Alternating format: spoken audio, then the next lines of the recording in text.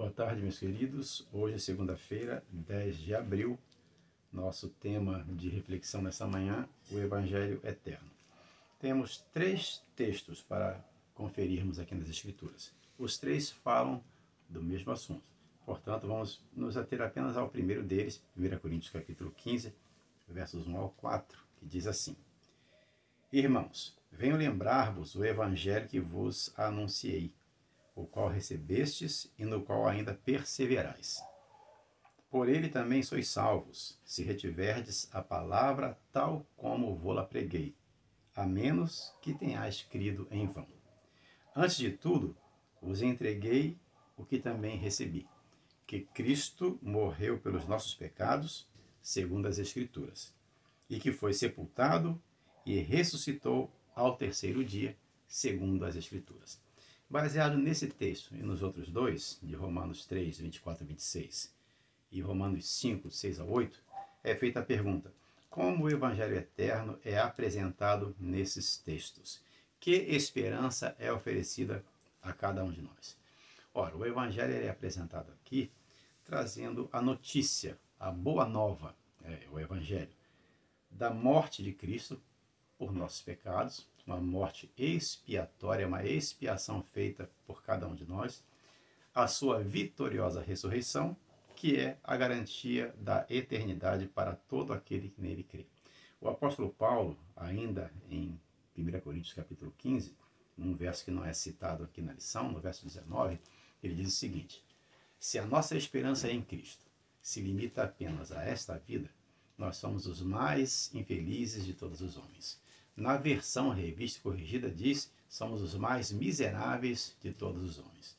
Então, a expectativa que Paulo possuía e que nós devemos ter é de que esse Evangelho Eterno, ele não só é a redenção para cada um de nós imediata quando confessamos os pecados, no caso da justificação, como também a vitória sobre o poder do pecado em nossas vidas, representada pela santificação, vimos isso ontem, mas principalmente na glorificação, ou seja, quando Cristo voltar, os que estiverem vivos serão transformados em incorruptíveis, imortais, e os salvos que estiverem dormindo no pó da terra irão ressuscitar.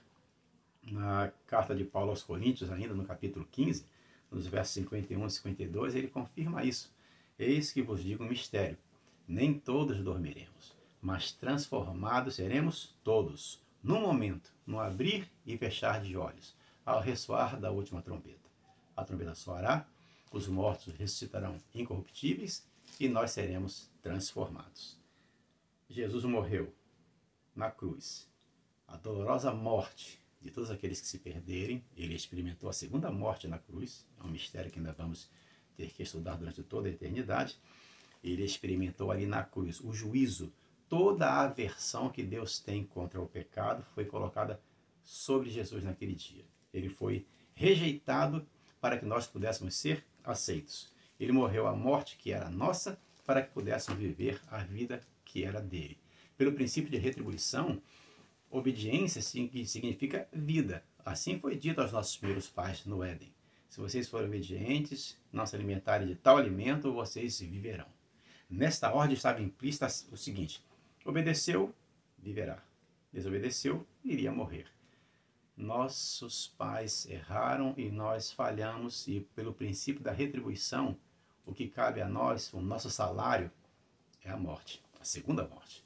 Mas Jesus viveu aqui nessa terra como ser humano e viveu uma vida perfeita, sem cometer pecados. Pelo princípio da retribuição, Jesus tem direito à vida eterna. Pois na cruz ele fez ali uma troca de amor. A vida a que ele tinha direito, porque viveu uma vida de total obediência a Deus, ele concedeu a nós. E a morte, que deveria ser o nosso destino por causa dos nossos erros e pecados, ele recebeu em si mesmo. Esta é a boa notícia do Evangelho Eterno, que temos para anunciar a todos e deixar bem plantada em nossas mentes e corações. Que Deus nos abençoe e nos conceda um restante de dia em sua presença. Fiquem na paz.